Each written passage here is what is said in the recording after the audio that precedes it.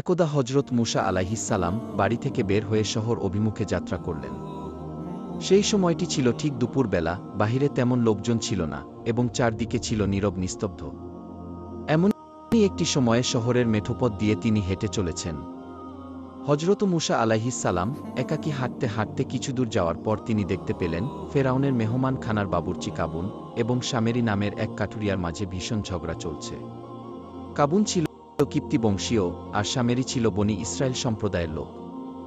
অতএব স্বাভাবিকভাবে কাবুনের সাহস ও মনোবল ছিল খুবই বেশি, পক্ষান্তরে শামেরির অবস্থা ছিল এর বিপরীত, সে ছিল একজন অসহায় কাঠুরে।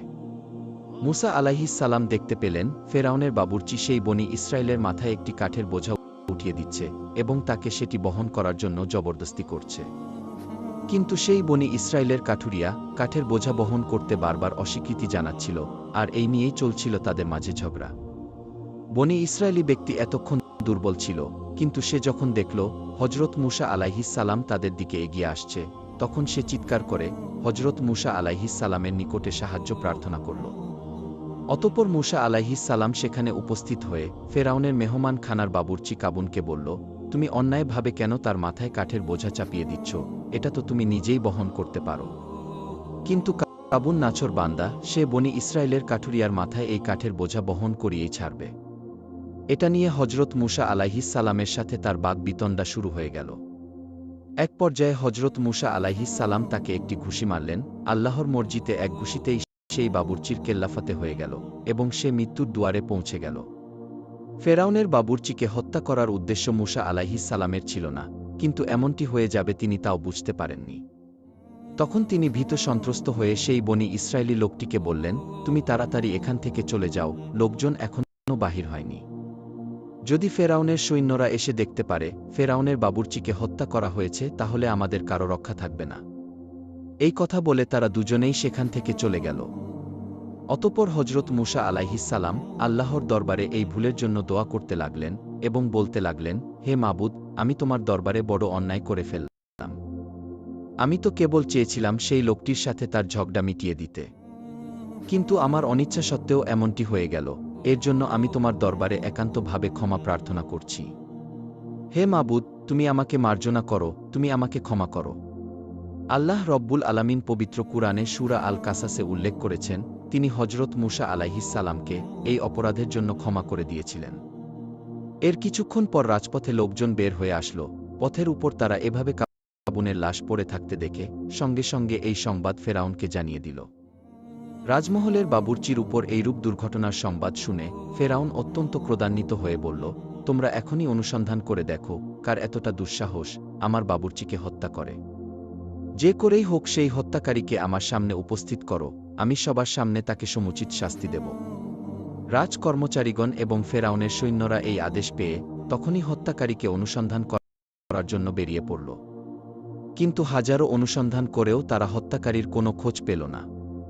ওদিকে হজরত মুসা আলাইহিসসালাম অত্যন্ত ভীত সন্ত্রস্ত অবস্থায় সেই রাতটি অতিবাহিত করলেন। পরের দিন সকালে আবারও তিনি কোনো একটি কাজে শহর অভিমুখে বেরিয়ে পড়লেন। কিছু দূর পথ চলার পর তিনি দেখতে পেলেন সেই বনি ইসরায়েলি লোকটি রাস্তায় দাঁড়িয়ে অপর এক কিপ্তি লোকের সঙ্গে ঝগড়া করছে। সেই লোকটি যখন হজরত মুসা আলাইহিসসালামকে দেখতে পেল, তখন সে পূর্বের দিনের ন্যায় আবারও তাকে সাহায্যের জন্য ডাক দিল। হজরত মুসা আলাইহিসসালাম বুঝতে পারলেন এই লোকটি একটি ঝগড়াটে লোক, কাজেই তিনি তাদের কাছে গিয়ে সেই বনি ইসরায়েলিকে অত্যন্ত ক্রুদ্ধ কণ্ঠে বললেন, মানুষের সাথে ঝগড়া করা তোমার কি স্বভাব? তুমি তো দেখছি অত্যন্ত ঝগড়াটে লোক। বনি ইসরায়েলি যখন হজরত মুসা আলাইহিসসালামের মুখ থেকে এরকম ক্রোধান্বিত উক্তি শুনল এবং সে যখন দেখতে পেল হজরত মুসা আলাইহিসসালাম তার দিকে এগিয়ে আসছে, তখন সে ভাবল হয়তো মুসা আলাইহিসসালাম আজকে তার উপরই আক্রমণ করবে এবং তাকে হত্যা করে ফেলবে। এ কারণে ভীত সন্ত্রস্ত হয়ে সে বলে ফেলল, হে মুসা, গতকাল তুমি যেভাবে একজন কিপ্তিকে হত্যা করেছিলে, আজকে কি তুমি সেভাবে আমাকেও হত্যা করতে চাও? বনি ইসরায়েলির মুখে এইরূপ কথা শুনে উপস্থিত কিপ্তিগণ তার সাথে ঝগড়া বন্ধ করে তখনই ফেরাউনের দরবারে গিয়ে উপস্থিত হয়ে বলল, জাহাপনা, আজ আমরা কাবুনের হত্যাকারীর সন্ধান পেয়েছি। আর তা কোনো কিপ্তি বংশীয় লোকের কাছে নয়, বরং বনি ইসরায়েল বংশীয় শামেরি নামক এক ব্যক্তির মুখে আমরা শুনলাম আপনার পালক পুত্র মুসা কাবুনকে হত্যা করেছে। ফেরাউন ইতিপূর্বে এমনিতেই হজরত মুসা আলাইহিস সালামের উপর অত্যন্ত ক্রোধান্বিত ছিল। যখন আবার এই খবর জানতে পারল, তখন সে ক্রোধে আরও আগুন হয়ে গেল। ফেরাউন তখন রাজ্যের সৈন্যদের হুকুম দিল, তোমরা যাও, এখনই মুসাকে গ্রেপ্তার করে আমার সামনে উপস্থিত করো। রাজ্যের সৈন্যরা তার এই হুকুম পেয়ে তখনই তারা মুসা আলাইহিস সালামকে অনুসন্ধানের জন্য বেরিয়ে পড়ল। যখন ফেরাউন হজরত মুসা আলাইহিস সালামকে ধরার জন্য চারদিকে সৈন্য পাঠিয়ে দিল, তখন ফেরাউনের দরবারে লুকিয়ে থাকা একজন ইমানদার ব্যক্তি, যার নাম তাফসিরে কুরতুবিতে লেখা হয়েছে হিস্কিল ইবনে সাবুরা, এবং বলা হয়েছে এই লোকটি ছিল ফেরাউনের চাচাতো ভাই। তিনি দ্রুত হজরত মুসা আলাইহিস সালামের নিকটে দৌড়াতে দৌড়াতে আসলেন এবং বললেন, মুসা, তোমাকে গ্রেপ্তার করার জন্য ফেরাউন চারদিকে সৈন্য পাঠিয়ে দিয়েছে। আমি শুনেছি তুমি নাকি তার বাবুর্চিকে হত্যা করেছ, আর এই অপরাধে সে তোমার শিরচ্ছেদ করতে চায়। অতএব আমি তোমাকে বলতে চাই, যত শীঘ্রই সম্ভব তুমি এই দেশ পরিত্যাগ করে অন্য দেশে চলে যাও, যেন কারো সাথে তোমার দেখা সাক্ষাৎ না হয়, এবং ফেরাউন যেন ঘুণাক্ষরেও তোমাকে টের না পায়। যদি তারা তোমাকে ধরতে পারে, তাহলে নিশ্চিত তোমার প্রাণ চলে যাবে। হজরত মুসা আলাইহিস সালাম পূর্ব থেকে আতঙ্কিত এবং ভীত ছিলেন। যখন তিনি এই সংবাদ শুনতে পেলেন, তখন তিনি আরও আতঙ্কিত হয়ে পড়লেন। এরপর কালবিলম্ব না করে এবং পথের কোনো সামানাদি ব্যতি রেখেই মিশর ত্যাগ করে তিনি মাদায়েন অভিমুখে রওনা হলেন। তার মনে শুধু ফেরাউনের নির্দেশের ভয় ছিল না, বরং কিপ্তিদের তরফ থেকেও প্রাণনাশের শঙ্কা ছিল। কেননা কাবুনের হত্যার ব্যাপারে ক্রুদ্ধ কিপ্তিগণ সম্মিলিতভাবে তার উপর অত্যাচার চালাবে, এই ব্যাপারে কোনো সন্দেহ ছিল না। অতঃপর তিনি কারো নিকট কিছু বলা তো দূরের কথা, মাতৃতুল্য বিবি আছিয়ার নিকটেও কিছু বলে যাওয়ার সুযোগ পেলেন না। একা একা তিনি মাদায়ানের উদ্দেশ্যে যাত্রা করলেন। তাফসিরে কুরতুবিতে লেখা আছে, মাদায়ান থেকে মিশরের দূরত্ব ছিল ৮ দিনের পথ। আর এই পথে তিনি একাই বেরিয়ে পড়লেন এবং আল্লাহ রব্বুল আলামিনের দরবারে প্রার্থনা করতে লাগলেন, হে আল্লাহ, আপনি আমাকে সঠিক পথ দেখান। হজরত মুসা আলাইহিস সালাম পথে চলতে চলতে ক্লান্ত হয়ে পড়লেন। তিনি এতটাই ক্লান্ত হয়ে পড়েছিলেন যে তার পায়ের নখগুলি পর্যন্ত খসে গিয়েছিল এবং তার কাছে কোনো খাবার ছিল না। দীর্ঘ ৮ দিন পর্যন্ত তিনি গাছের পাতা খেয়ে জীবিত ছিলেন এবং তিনি এভাবেই একাধারে চলতে লাগলেন মাদায়েনের দিকে। তিনি পথ চিনতে পারছিলেন না। এ সময় আল্লাহ রব্বুল আলামিন হজরত জিব্রাইল আলাইহিস সালামকে আদেশ দিলেন, হে জিব্রাইল, তুমি যাও, আমার নবী মুসাকে তুমি সঠিক পথ দেখিয়ে দাও। হজরত জিব্রাইল আলাইহিস সালাম তখন তাকে অদৃশ্য থেকে সঠিক পথের সন্ধান দিতে লাগলেন। আর এভাবে আল্লাহ রব্বুল আলামিনের অদৃশ্য সাহায্য প্রাপ্ত হয়ে হজরত মুসা আলাইহিস সালাম মাদায়েনে এসে পৌঁছালেন। যখন তিনি মাদায়েনে এসে পৌঁছালেন, তখন তিনি অত্যন্ত ক্লান্ত ছিলেন, ক্লান্তিতে তার শরীর একেবারে ভেঙে আসছিল। তখন তিনি বিশ্রাম গ্রহণের জন্য একটি বৃক্ষের ছায়ায় উপবেশন করেন এবং সেখানেই তিনি বিশ্রাম গ্রহণ করেন। কিছুক্ষণ পরে তিনি দেখতে পেলেন তার অনতিদূরে একটি পানির কূপ রয়েছে এবং অনেকগুলি রাখাল সেই কূপ থেকে পানি উঠিয়ে তাদের বকরি ও মেষগুলিকে পানি পান করাচ্ছে। তিনি আরও দেখলেন তাদের একপাশেই দুটি যুবতী মেয়ে তাদের মেষগুলিকে আগলিয়ে রাখছে, যেন তাদের মেষগুলো অন্যান্য মেষপালের সাথে মিশে যেতে না পারে। তারা অত্যন্ত বিমর্ষ বদনে সেখানে দাঁড়িয়ে রয়েছে। হজরত মুসা আলাইহিস সালাম আরও দেখলেন সেই রাখালগুলি তাদের বকরি ও মেষগুলোকে পানি পান করানোর পরে সেই কূপের মুখটি একটি বড় পাথর দিয়ে ঢেকে রেখে চলে গেল। এই যুবতী মেয়ে দুটি ছিল তৎকালীন নবী হজরত শুয়াইব আলাইহিস সালামের কন্যা। তাদের অভ্যাস ছিল তারা প্রতিদিন তাদের ছাগল ও মেষগুলোকে নিয়ে কূপের পাশে পানি পান করতে আসত। যখন সকল রাখালগুলো তাদের মেষ এবং বকরিগুলোকে পানি পান করিয়ে চলে যেত, তখন হজরত শুয়াইব আলাইহিস সালামের দুই কন্যা তাদের অবশিষ্ট পানি তাদের বকরিগুলিকে পান করাতেন। যদি কোনো দিন পানি থাকত, তাহলে তারা তাদের বকরিগুলোকে পানি পান করাতে পারতেন। আর যদি কোনো দিন পানি না থাকত, তাহলে তাদের বকরিগুলো পিপাসার্ত থেকে যেত এবং এই কাজ করতে গিয়ে তাদের প্রতিদিন অনেক বিলম্ব করে বাড়ি ফিরতে হতো। হজরত মুসা আলাইহিস সালাম দূর থেকে এই দৃশ্য দেখে মেয়ে দুটির প্রতি তার দয়া হল। তিনি তাদের কাছে গিয়ে তাদেরকে জিজ্ঞাসা করলেন, তোমরা চুপচাপ এখানে দাঁড়িয়ে আছো কেন? তোমরা কি উদ্দেশ্যে এখানে আগমন করেছ? কন্যা দুটি জবাব দিল, জনাব, আমরা মেয়ে মানুষ, কাজেই পুরুষ মানুষের সাথে হুড়োহুড়ি করে আমরা আমাদের পশুগুলোকে পানি পান করাতে সক্ষম নই। এই পুরুষ রাখালগুলো যখন তাদের পশুগুলোকে পানি পান করিয়ে চলে যায়, তখন আমরা তাদের অবশিষ্ট পানি আমাদের পশুগুলোকে পান করাই। আর আমাদের পিতা অত্যন্ত বৃদ্ধ, তাই তিনি আমাদের পশুগুলোকে পানি পান করাতে আসতে পারেন না। তিনি যদি বৃদ্ধ না হতেন, তাহলে আমাদেরকে এই কষ্ট করতে হতো না। হজরত মুসা আলাইহিসসালাম তাদের এইরূপ কথা শ্রবণ করে বললেন, আমি যদি তোমাদের জন্য এই কূপের পাথর উত্তোলন করে দেই এবং তোমাদের পশুগুলোকে বিশুদ্ধ টাটকা পানি পান করিয়ে দেই, তাহলে তোমরা কি খুশি হবে? কন্যা দুটি হজরত মুসা আলাইহিসসালামের কথা শুনে বললেন, জনাব, কূপের মুখের এই পাথরটি সরাতে অনেক লোকের দরকার হয়, আর আপনি একাই কিভাবে এই পাথরটি সরিয়ে ফেলবেন? এটা তো কোনোভাবেই সম্ভব নয়। তাফসিরে কুরতুবিতে লেখা আছে, সেই কূপের পাথর সরাতে 10 জন লোকের দরকার হতো। হজরত মুসা আলাইহিসসালাম তখন অত্যন্ত ক্ষুধার্ত ছিলেন, কিন্তু তারপরেও তিনি আল্লাহ রব্বুল আলামিনের সাহায্যে অবলীলাক্রমে সেই কূপের মুখ থেকে ভারী পাথরটি সরিয়ে দিলেন। কন্যা দুটি হজরত মুসা আলাইহিসসালামের এরূপ শক্তি দেখে আশ্চর্যান্বিত হয়ে গেল। অতঃপর তারা তাদের বকরিগুলোকে পানি পান করিয়ে দ্রুত তাদের বাড়িতে চলে গেল। আর এদিকে হজরত মুসা আলাইহিসসালাম পুনরায় সেই গাছের ছায়ায় বিশ্রাম করতে লাগলেন। তিনি অত্যন্ত ক্ষুধার্ত ছিলেন, ক্ষুধার কারণে তার পেট পিঠের সাথে লেগে গিয়েছিল এবং দীর্ঘ 8 দিন পর্যন্ত গাছের পাতা ভক্ষণ করার কারণে তার শরীরের রং হলুদ হয়ে গিয়েছিল। তখন তিনি আল্লাহ রব্বুল আলামিনের কাছে দোয়া করলেন, হে আল্লাহ, আমি আপনার অনুগ্রহের মুখাপেক্ষী হয়ে পড়েছি, আপনি আমাকে সাহায্য করুন। ওলামায়ে কেরামগণ বলেন, হজরত মুসা আলাইহিসসালাম আল্লাহ রব্বুল আলামিনের কাছে এই দোয়ার মাধ্যমে খাবারের প্রার্থনা করেছিলেন এবং আল্লাহ রব্বুল আলামিন তার এই দোয়া কবুলও করলেন। এদিকে হজরত শুয়াইব আলাইহিসসালামের 2 কন্যা প্রতিদিনের চাইতে আজকে দ্রুত বাড়ি ফিরে আসল। এটা দেখে হজরত শুয়াইব আলাইহিসসালাম তাদেরকে জিজ্ঞাসা করলেন, আজকে তোমরা এত তাড়াতাড়ি কিভাবে বাড়িতে ফিরে আসলে? তখন তার বড় কন্যা উত্তর দিল, আব্বাজান, আজকে এক বিদেশি সক্ষম ও শক্তিশালী নির্ভরযোগ্য যুবক পানির কূপের অদূরে একটি ছায়াদার বৃক্ষের নিচে বিশ্রাম করছিল। সেই যুবক একাই নলকূপের পাথর সরিয়ে আজ আমাদের পশুগুলোকে বিশুদ্ধ টাটকা পানি পান করিয়ে দিয়েছে। আজকে আমাদের কোনো পরিশ্রম করতে হয়নি, তাই আমরা দ্রুত বাড়ি ফিরে আসতে পেরেছি। তখন শুয়াইব আলাইহিসসালাম বললেন, কে এমন বিদেশি যুবক যে তোমাদের সাথে এরূপ মহানুভবতার পরিচয় দিল? আচ্ছা, তোমাদের যে কেউ একজন গিয়ে দেখে আসো, সেই যুবক এখনও সেখানে আছে নাকি চলে গেছে। যদি এখনও সে বসে থাকে, তবে তাকে ডেকে বাড়িতে নিয়ে আসো। তার এই পরিশ্রমের কারণে তাকে একটা প্রতিদান অবশ্যই দিতে হবে। পিতার আদেশ অনুসারে হজরত শুয়াইব আলাইহিসসালামের বড় কন্যা সফুরা তখন হজরত মুসা আলাইহিসসালামের সন্ধানে বেরিয়ে পড়লেন। তিনি সেখানে গিয়ে দেখলেন হজরত মুসা আলাইহিসসালাম তখনও সেই গাছের নিচে বিশ্রাম করতেছেন। তখন সফুরা সলজ্জ বদনে তার সামনে দাঁড়িয়ে বললেন, জনাব, আমার পিতা আপনাকে আমার সাথে আমাদের বাড়িতে যেতে বলেছেন। হজরত মুসা আলাইহিসসালাম সফুরার কথা শুনে কোনো বাক্য ব্যয় না করে তখনই রওনার জন্য প্রস্তুত হলেন। প্রথমে নবী কন্যা সফুরা হজরত মুসা আলাইহিসসালামের সামনে চলতে লাগলেন। হজরত মুসা আলাইহিসসালাম তখন তাকে বললেন, হে মহিয়সী নারী, আপনি আমার পিছনে চলুন, আমি আপনার সম্মুখে চলি। কেননা আমার চোখে আপনার পায়ের সৌন্দর্য পরিলক্ষিত হচ্ছে, আমি চাই না কোনো বেগানা নারীর সৌন্দর্য দর্শন করতে।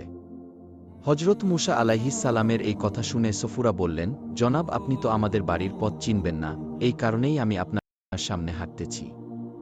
হজরত মুসা আলাইহিসসালাম বললেন, আমি আপনার সামনে হাঁটতে থাকি, যদি আমি পথ ভুল করে অন্য পথে চলে যাই, তখন আপনি পিছন থেকে আমাকে সঠিক পথ বলে দেবেন। অতঃপর সফুরা পিছনে এবং হজরত মুসা আলাইহিসসালাম তার সামনে চলতে লাগলেন। নবী কন্যা সফুরার বুঝতে বাকি রইল না, এই যুবক অত্যন্ত চরিত্রবান এবং সম্ভ্রান্ত বংশীয় একজন যুবক। অতঃপর এভাবে পথ চলতে চলতে হজরত মুসা আলাইহিসসালাম এবং সফুরা বাড়িতে এসে পৌঁছালেন। হজরত শুয়াইব আলাইহিসসালামের বাড়িতে পৌঁছে মুসা আলাইহিসসালাম তাকে সালাম দিলেন। হজরত শুয়াইব আলাইহিসসালাম সালামের উত্তর দিয়ে তাকে জিজ্ঞাসা করলেন, বাবা, আপনি কোথা থেকে এসেছেন এবং কি উদ্দেশ্যে এখানে এসেছেন? তখন হজরত মুসা আলাইহিসসালাম সবিস্তারে সমস্ত ঘটনা খুলে বললেন। তার বিবরণ শুনে হজরত শুয়াইব আলাইহিসসালাম বললেন, তোমার উপর আল্লাহর রহমত আছে, তুমি নিশ্চিন্ত থাকো, তুমি নিরাপদ স্থানে এসে পৌঁছেছ, অত্যাচারী কম এখন তোমার কোনো অনিষ্ট করতে পারবে না। অতঃপর হজরত শুয়াইব আলাইহিসসালাম হজরত মুসা আলাইহিসসালামকে খাবার গ্রহণের জন্য অনুরোধ করলেন। হজরত মুসা আলাইহিসসালাম বললেন, জনাব, আমি কোনো পারিশ্রমিকের বিনিময়ে খাবার গ্রহণ করতে চাই না। হজরত শুয়াইব আলাইহিসসালাম তখন বললেন, আমি আপনাকে পারিশ্রমিকের বিনিময়ে খাবার খাওয়ানোর জন্য অনুরোধ করছি না, বরং এটা আমার এবং আমার পূর্বপুরুষদের একটি অভ্যাস। আমরা আগন্তুক মুসাফির ব্যক্তিদেরকে মেহমানদারি করিয়ে থাকি। তখন হজরত মুসা আলাইহিসসালাম খাবার খেতে এবং তাদের ঘরে বিশ্রাম নিতে রাজি হয়ে গেলেন। এদিকে হজরত শুয়াইব আলাইহিসসালাম তার কন্যাদের সাথে হজরত মুসা আলাইহিস সালামের সম্পর্কে আলাপ আলোচনা করছিলেন। তখন হজরত শুআয়ব আলাইহিস সালামের বড় কন্যা সফুরা বললেন, আব্বাজান, আগন্তুক যুবককে আমাদের পশু চরাবার চাকরিতে নিযুক্ত করলে খুব ভালো হতো, কেননা লোকটি খুবই শক্তিশালী, পরিশ্রমী এবং নির্ভরযোগ্য। সুতরাং আমাদের জন্য সে একজন উত্তম ও সুদক্ষ কর্মচারী রূপে গণ্য হবে। কন্যার কথা শুনে হজরত শুআয়ব আলাইহিস সালাম বললেন, কূপের পানি তুলে তোমাদের পশুগুলোকে পানি পান করার ব্যাপারে তোমরা তার শক্তি ও পরিশ্রমের পরিচয় পেয়েছ, কিন্তু সে চরিত্রবান এবং বিশ্বস্ত লোক, তার প্রমাণ কি? সফুরা তখন বললেন, আব্বাজান, আমার কাছে তারও প্রমাণ আছে, তাকে আমাদের বাড়িতে নিয়ে আসার সময় আমি তার প্রমাণ পেয়েছি। এই কথা বলে তিনি পথে ঘটে যাওয়া ঘটনা সবিস্তারে বর্ণনা করলেন। হজরত শুআয়ব আলাইহিস সালাম কন্যার কাছে সকল ঘটনা শুনে বললেন, আচ্ছা, তোমার প্রস্তাবটি তাহলে আমি চিন্তা করে দেখছি। হজরত মুসা আলাইহিস সালাম শুআয়ব আলাইহিস সালামের বাড়িতে কিছুদিন অবস্থান করতে লাগলেন। এর মধ্যে হজরত শুআয়ব আলাইহিস সালাম তার চেহারায় স্বর্গীয় জ্যোতি দেখতে পেলেন এবং তিনি সেই স্বর্গীয় জ্যোতি দেখে বুঝতে পারলেন, অবশ্যই এই যুবক কালক্রমে কোনো একদিন আল্লাহর নবী হিসাবে বিবেচিত হবেন। অতঃপর তিনি একদিন হজরত মুসা আলাইহিস সালামকে ডেকে বললেন, হে মুসা, আমি তোমার নিকট আমার জ্যেষ্ঠ কন্যা সফুরাকে বিবাহ দিতে চাই।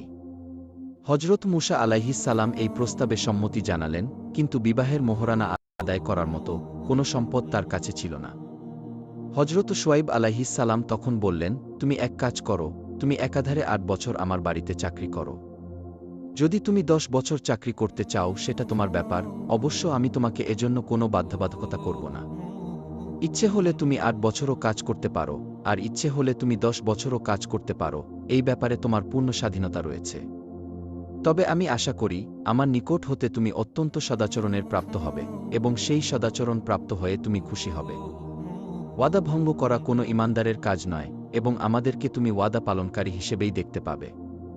হজরত মুসা আলাইহিস সালাম শুআয়ব আলাইহিস সালামের এরূপ প্রস্তাব শুনে বললেন, জনাব, আমি আপনার বাড়ি 8 বছর বা 10 বছর কাজ করি না কেন, এরপরে আপনি আমাকে কোনো বাধ্যবাধকতা করতে পারবেন না। অতঃপর তিনি হজরত শুআয়ব আলাইহিস সালামের প্রস্তাবে রাজি হয়ে গেলেন। হজরত মুসা আলাইহিস সালাম যখন এই প্রস্তাবে রাজি হয়ে গেলেন তখন হজরত শুআয়ব আলাইহিস সালাম শুভ কাজে অযথা বিলম্ব না করে তার বড় কন্যা সফুরাকে হজরত মুসা আলাইহিস সালামের সাথে বিবাহ দিয়ে দিলেন। বিবাহের কিছুদিন পরে হজরত শুআয়ব আলাইহিস সালাম হজরত মুসা আলাইহিস সালামকে একখানা লাঠি প্রদান করবেন বলে স্থির করেছিলেন। এই লাঠি হজরত জিবরাইল আলাইহিস সালাম বেহেশত থেকে এনে আদিপিতা হজরত আদম আলাইহিস সালামকে প্রদান করেছিলেন। হজরত আদম আলাইহিস সালাম এই লাঠিখানা মেসওয়াক হিসেবেও ব্যবহার করেছিলেন। অতঃপর এই লাঠিখানা কালক্রমে হজরত শুআয়ব আলাইহিস সালামের কাছে এসে পৌঁছেছিল। এই লাঠির একটি বিশেষ বৈশিষ্ট্য ছিল, কোনো নবী বা সম্ভাব্য নবী ব্যতীত এই লাঠিখানা কেউ উত্তোলন করতে সক্ষম হতো না। একদা হজরত শুআয়ব আলাইহিস সালাম উক্ত লাঠিখানা জমির উপরে স্থাপন করে হজরত মুসা আলাইহিস সালামকে বললেন, হে মুসা, এই লাঠিখানা শুধু আল্লাহর নবীদের জন্য উপযুক্ত, আর আমি নবীদের ওয়ারিসি সূত্রেই এই লাঠিখানা লাভ করেছি। তুমি যদি লাঠিখানা জমি থেকে উত্তোলন করতে পারো তবে এই লাঠিখানা তোমার হয়ে যাবে। হজরত মুসা আলাইহিস সালাম হজরত শুআয়ব আলাইহিস সালামের প্রস্তাবে অত্যন্ত খুশি হলেন এবং তিনি লাঠিখানার কাছে গিয়ে অবলীলাক্রমে আনন্দচিত্তে কোনো রকম কষ্ট ছাড়াই লাঠিখানা উঠিয়ে নিলেন।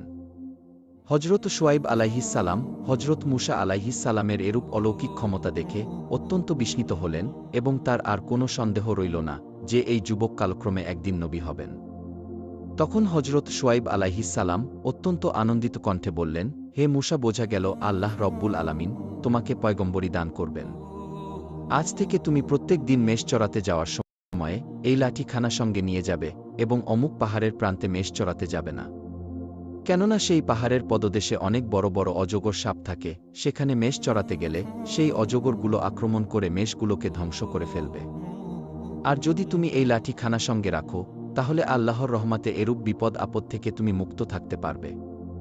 তবে তারপরও আমি বলি, ওই পাহাড়ের প্রান্তে মেষ চরাতে না যাওয়াই উত্তম হবে। অতঃপর একদিন সকালে হজরত মুসা আলাইহিস সালাম তার মেষপাল নিয়ে মাঠের দিকে রওনা করলেন। কিন্তু আজ কেন যেন হজরত মুসা আলাইহিস সালামের মেষগুলো সেই দিকেই রওনা করল যে পাহাড়ের প্রান্তে যেতে হজরত শুআয়ব আলাইহিস সালাম নিষেধ করেছিলেন। হজরত মুসা আলাইহিস সালাম অনেক চেষ্টা করেও তার মেষগুলোকে সেই দিক থেকে ফেরাতে পারলেন না। তিনি বারবার মেষগুলোকে তাড়িয়ে অন্যদিকে নিয়ে যেতে চাইলেন, কিন্তু মেষগুলো যেন জেদ ধরেছে, তারা অন্য প্রান্তরে নয়, বরং সেই নিষিদ্ধ প্রান্তরে যাবে। শেষ পর্যন্ত মূসা আলাইহিস সালাম তার মেষগুলোকে ফিরিয়ে রাখতে পারলেন না। মেষগুলো সেই নিষিদ্ধ পাহাড়ের পদদেশে গিয়ে ঘাস খেতে আরম্ভ করল। অনেকক্ষণ দৌড়াদৌড়ি করে হজরত মূসা আলাইহিস সালাম খুবই ক্লান্ত হয়ে পড়েছিলেন। তাই তিনি বিশ্রাম করার জন্য অনতিদূরে একটি বৃক্ষের ছায়ায় চলে গেলেন। তখন তিনি তার হাতের লাঠি পাশে রেখে বললেন, হে লাঠি, আমি নিদ্রা যাচ্ছি, তুমি লক্ষ্য রেখো কোনো সাপ এবং অজগর এসে আমাদের মেষগুলোর উপর আক্রমণ করতে না পারে।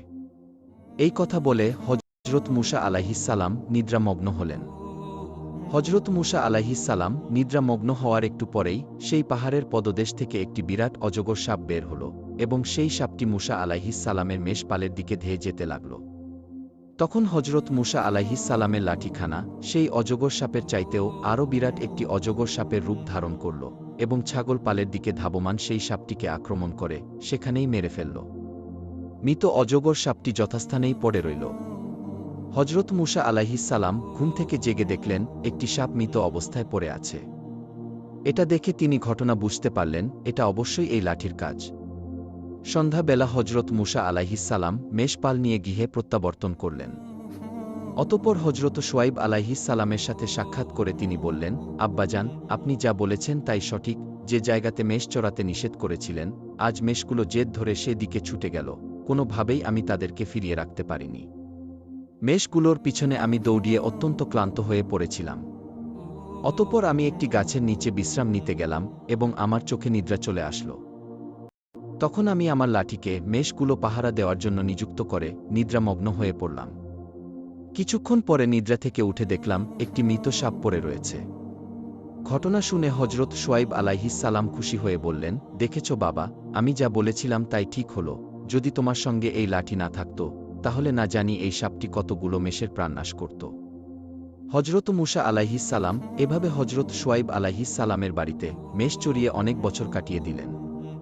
যখন 4 বছর অতিবাহিত হয়ে গেল, 5ম বছরে হজরত শুআয়ব আলাইহিস সালাম একদিন মূসা আলাইহিস সালামকে ডেকে বললেন, হে মূসা, এই বছর আমার মেষগুলো যতগুলি নর ছানা জন্ম দেবে তার সবগুলো আমি তোমাকে দান করব। আল্লাহ পাকের কি অপূর্ব মহিমা! সেই বছর হজরত শুআয়ব আলাইহিস সালামের সবগুলো মেষ নর ছানা প্রসব করল। এরপরের বছর হজরত শুআয়ব আলাইহিস সালাম এইরূপ ওয়াদা করলেন, এই বছর আমার মেষগুলি যতগুলো মাদি ছানা প্রসব করবে তার সবগুলোই আমি তোমাকে দিয়ে দেব। আল্লাহ রব্বুল আলামিনের অপূর্ব মহিমায় এই বছরেও হজরত শুআয়ব আলাইহিস সালামের সকল মেষগুলো মাদি ছানা প্রসব করল। তখন হজরত শুআয়ব আলাইহিস সালাম খুশি মনে সব মাদি ছানাগুলো হজরত মূসা আলাইহিস সালামকে দান করলেন। এরপরের বছর হজরত শুআয়ব আলাইহিস সালাম ভাবলেন, এই বছর তার বকরিগুলো যতগুলি কালো বর্ণের বাচ্চা প্রসব করবে সবগুলো তিনি মূসা আলাইহিস সালামকে দান করে দেবেন। আল্লাহ রব্বুল আলামিনের অশেষ মহিমায় সেই বছর তার বকরিগুলো কালো বর্ণ ছাড়া অন্য কোনো বর্ণের বাচ্চা প্রসব করল না। সুতরাং এই বছরও হজরত শুআয়ব আলাইহিস সালাম তিনি তার সবগুলি বকরির বাচ্চা হজরত মূসা আলাইহিস সালামকে দান করে দিলেন। এভাবে পরবর্তী বছরে হজরত শুআয়ব আলাইহিস সালাম বললেন, এই বছর সাদা বর্ণের যতগুলি বাচ্চা আমার বকরিগুলো প্রসব করবে আমি সবগুলো মূসাকে দান করে দেব। আল্লাহর মহিমায় সেই বছর প্রত্যেকটি বকরি সাদা বর্ণের বাচ্চা প্রসব করল। হজরত শুআয়ব আলাইহিস সালাম তখন সেই বাচ্চাগুলোকে হজরত মূসা আলাইহিস সালামকে দান করে দিলেন। এর ফলে হজরত মূসা আলাইহিস সালামের বকরির সংখ্যা হজরত শুআয়ব আলাইহিস সালামের বকরির দ্বিগুণ হয়ে গেল। হজরত মূসা আলাইহিস সালাম 8 বছর হজরত শুআয়ব আলাইহিস সালামের অধীনে চাকরি করার পরে তিনি স্বেচ্ছায় আরও 2 বছর মেয়াদ পূর্ণ করলেন। অতঃপর হজরত শুআয়ব আলাইহিস সালাম তাকে বললেন, হে মূসা, তোমার স্ত্রী, পরিবার এবং ধনসম্পদ নিয়ে যেখানে ইচ্ছা সেখানে চলে যেতে পারো। আর যদি তুমি চাও তাহলে আমার এখানে থেকে যেতে পারো, এতে আমার কিছু বলার বা আপত্তি করার নেই। অতঃপর হজরত মূসা আলাইহিস সালাম তার স্ত্রী, পুত্র, পরিবার পরিজন এবং ধনসম্পদ নিয়ে স্বদেশের পানে যাত্রা করার ইচ্ছা করলেন। প্রিয় দর্শক, এটাই ছিল হজরত মূসা আলাইহিস সালামের আশ্চর্যজনক বিবাহের ঘটনা। আল্লাহ রব্বুল আলামিন আমাদেরকে এই ঘটনাটি থেকে পরিপূর্ণ শিক্ষা গ্রহণ করার তৌফিক দান করুন।